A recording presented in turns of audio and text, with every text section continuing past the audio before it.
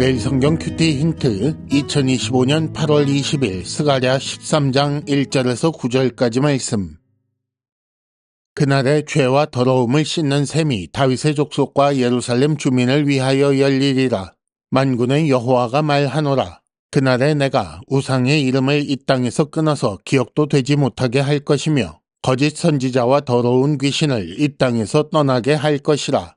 사람이 아직도 예언할 것 같으면 그 나은 부모가 그에게 이르기를 네가 여호와의 이름을 빙자하여 거짓말을 하니 살지 못하리라 하고, 나은 부모가 그가 예언할 때에 칼로 그를 찌르리라.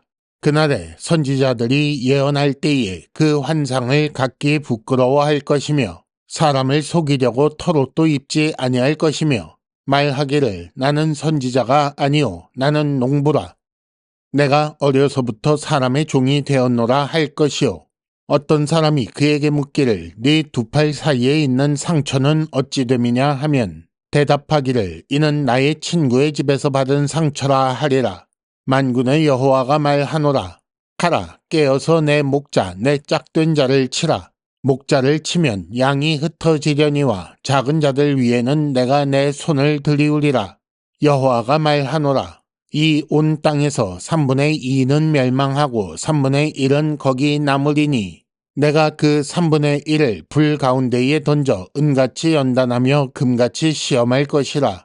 그들이 내 이름을 부르리니 내가 들을 것이며 나는 말하기를 이는 내 백성이라 할 것이요 그들은 말하기를 여호와는 내 하나님이시라 하리라. 아멘.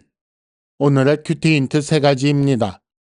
첫째, 다윗 족속의 회복은 죄와 더러움을 씻는 것으로 시작합니다. 둘째, 하나님께서 땅에서 떠나게 하실 거짓 선지자에 대해 생각해 봅시다. 셋째, 하나님은 목자를 치고 양이 흩어지게 하신다고 하셨습니다.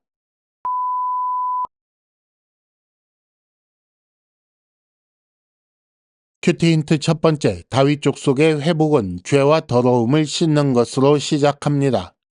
1절에 보면 그날에 죄와 더러움을 씻는 샘물이 다윗의 족속과 예루살렘 주민을 위하여 열리리라 라고 하셨습니다.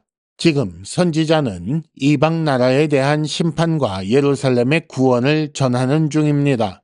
그러는 중에 12장 10절에 보면 다윗 집과 예루살렘 주민은 그들이 찌른 메시아를 보고 애통할 것이라고 했습니다. 그리고 그렇게 메시아의 고난을 보고 애통하는 자에게 죄와 더러움을 씻는 샘이 열릴 것이라는 말씀입니다.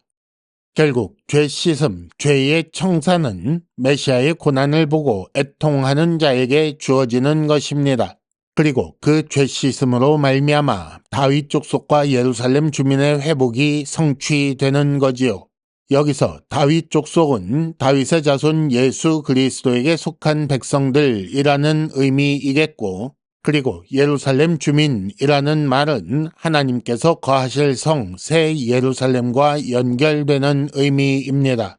하나님께서 선지자를 통해 알려주신 메시아, 즉 그리스도는 세상 구원자가 아닙니다. 정치적, 경제적 구원자가 아니라는 말씀입니다. 그분은 죄를 씻어 악에서 구원하고 다시 하나님 백성이 되게 하시는 영적 구원자입니다. 힌트 첫 번째, 예수님에 대해 잘못된 기대를 가진 것은 아닙니까? 예를 들어 예수 믿으면 가난에서 구원받아 부자가 된다고 생각하시는 것은 아니냐는 말씀입니다. 큐티 힌트 두 번째, 하나님께서 땅에서 떠나게 하실 거짓 선지자에 대해 생각해 봅시다. 2절에 보면 내가 우상의 이름을 이 땅에서 끊겠다. 기억도 되지 못하게 할 것이다. 그리고 거짓 선지자와 더러운 귀신을 이 땅에서 떠나게 할 것이다 라고 말씀하셨습니다. 그리고 이 말씀을 시작으로 6절까지 선지자에 대한 말씀이 계속 이어집니다.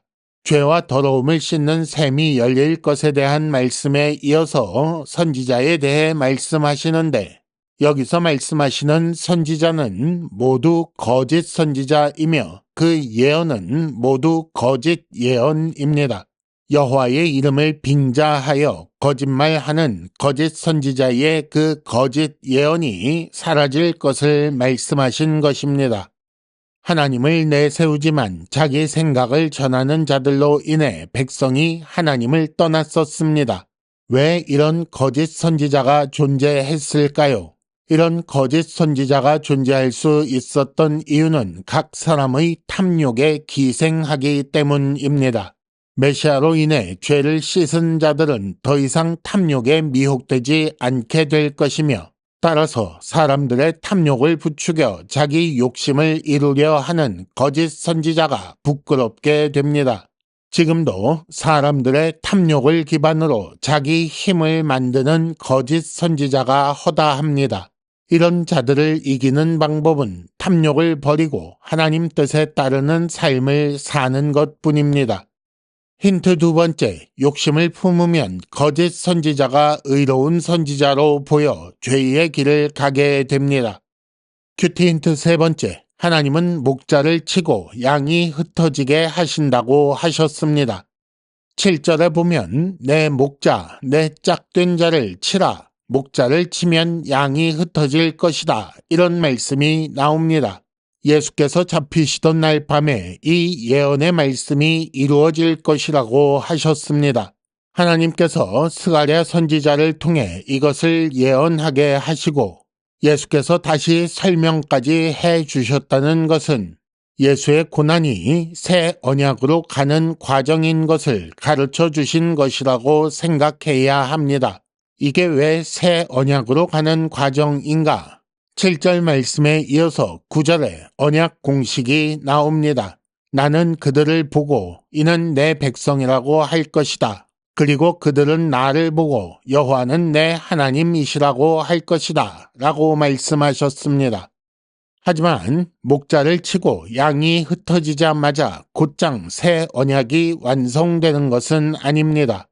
3분의 2가 멸망하고 3분의 1이 남지만 그렇게 남은 3분의 1은 불 가운데 던져져 연단과 시험을 거친다고 말씀하십니다.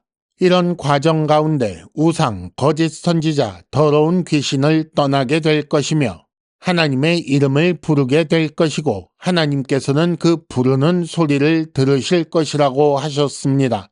예수 믿는 자의 연단과 시험은 극심한 고난이어서 마치 심판처럼 보일 수 있지만 궁극적인 목적이 회복에 있음을 기억하고 하나님을 부르며 통과해야 합니다. 힌트 세 번째, 연단과 시험의 때에 예수께서 당하신 고난을 묵상하며 이겨내시기 바랍니다. 이상으로 2025년 8월 20일 매일 성경 큐티 힌트를 마칩니다. 여러분 큐티를 통해 은혜 많이 받으시기를 바랍니다.